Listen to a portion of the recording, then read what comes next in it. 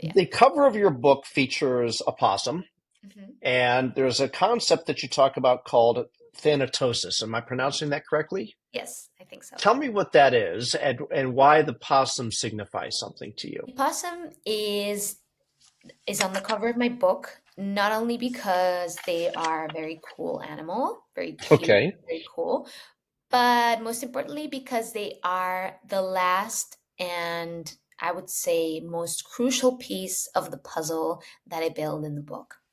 So, in the book, I'm trying to defend the idea that the concept of death is very widespread in nature. And the opossum is an excellent piece of evidence of this because of this behavior that she engages in, which is called thanatosis. So, thanatosis consists of playing dead or playing Mm-hmm. possum. Yep. And the possum, we have this idiom to play possum precisely because she's extremely good at this. Hmm. So when they play dead, they adopt the bodily and facial expression of a corpse. Their bodily functions are reduced, so their breathing their breathing slows down, their Yep. heart rate slows down, they turn cold, their tongue hangs from their mouth and adopts this bluish hue. They expel this putrid smelling liquid from their glands, and they just stop responding to the world. So if you didn't know ahead of time of her little trick, you would be fooled by it for sure. And this this is a very interesting behavior, not because of what it tells us about the opossum's mind. For the opossum, this is probably just an automatic reaction Yep. to a Yep. threat. Like when our pupils dilate or hair stands on end when we're fearful, it's not something that they can control. But it's very interesting because of what it tells us about the minds of her predators, the Got it. predators that she is aiming to deceive with this behavior. And I say aiming, of course, in scare Yep. quotes because it's not an intention in her mind. Um, so why is this interesting? Well, if the opossum's behavior exists, we have to give an evolutionary story for how it evolved. And the thing is that it's a very complex behavior, and it's made up of all these heterogeneous components that have no real reason to hang together. And the reason that they hang together has to do with the fact that they're all signs of death. So the reason why they're hanging together is because there's an evolutionary pressure that has shaped the opossum's behavior, given shape to it, and this pressure has been the concept of death of her deceived predators. So a way of thinking about this, in order to understand this idea, is thinking about a different example, the peacock's tail. So the peacock's tail, we all know it. It's beautiful. It's Mm-hmm. enormous, and the peacock's tail is super interesting because it tells us something about the mind of the peahen.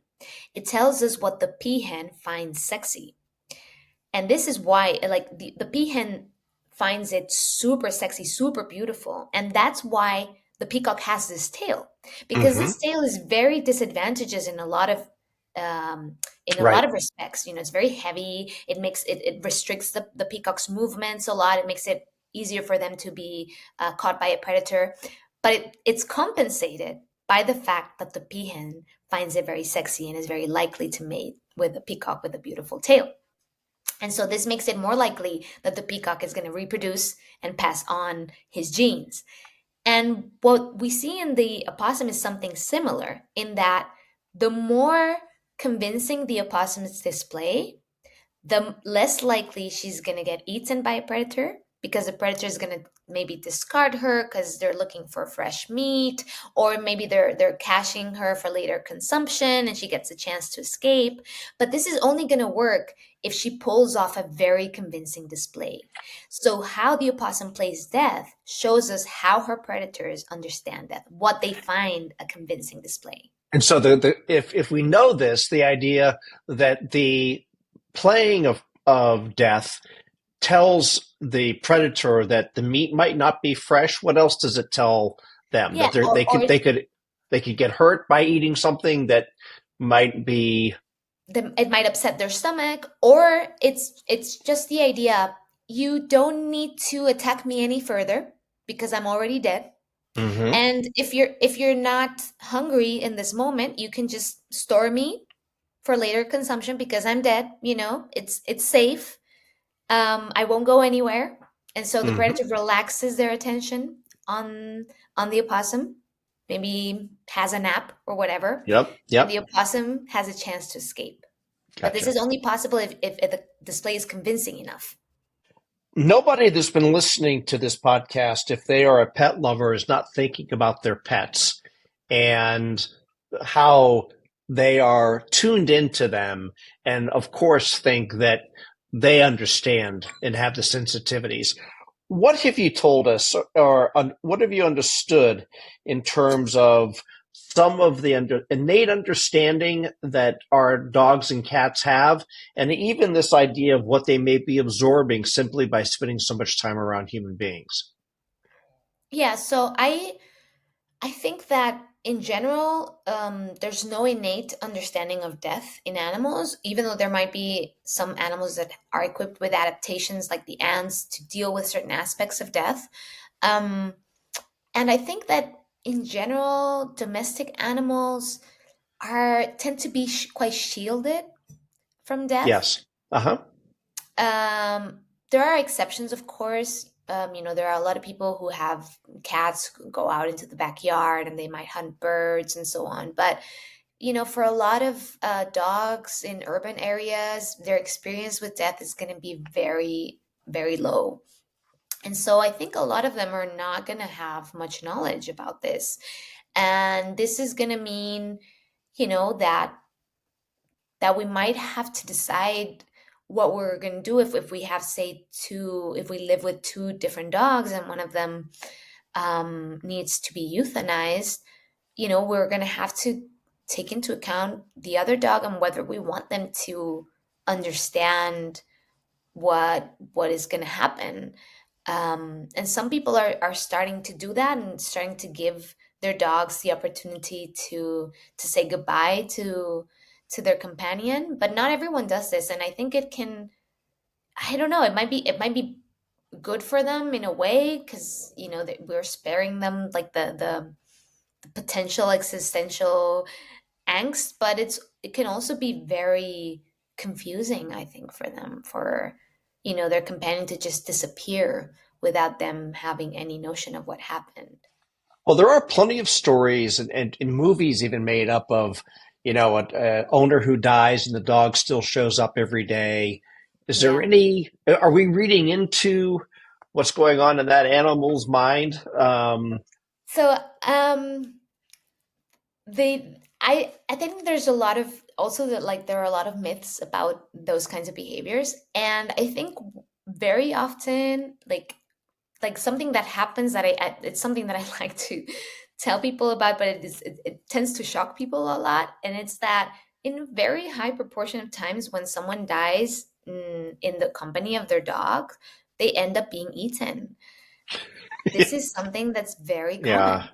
yeah. In fact, just the other day, a friend of mine was telling me that she had heard of a friend of hers dad who had died, and when her mom had gone out to get help and come back in 15 minutes, the dogs had eaten the face of him, his face. And this is quite common. And interestingly, a lot of people are shocked by this, and they're like, I can see the fear in people's faces whenever I tell this story in front of an audience, because they're like maybe thinking, "Oh my God, maybe my Yes. dog doesn't love me," and I don't think that's the case. I think that we have a lot of scientific evidence that dogs actually love us. I think that that's pretty well established scientifically speaking, and yet they do take the first opportunity that they have to actually eat us. So what could be going on here? And I think one of the clues as to what's going on comes from actually the shape that this behavior takes. So, Hmm. dogs, we tend to think of them as companion animals, but a lot of them live, in the wild. They're free ranging, or they live in the streets, and they're hunters, but they're also scavengers. And when they feed on a corpse, what they tend to feed on is the torso, where all the nutrient rich organs are. Hmm. But when a dog feeds on their human caregiver, Face. what they eat is the face. And this is very interesting because our face is our communicative center. Mm, So this hints at the idea that what the dog is doing initially is trying to get a reaction from the owner. mm, And when they can't, they get frustrated. And when a dog gets frustrated or stressed, the way they calm themselves down is with their mouths. They tend to lick things and nibble on things, and that's how they de-stress themselves.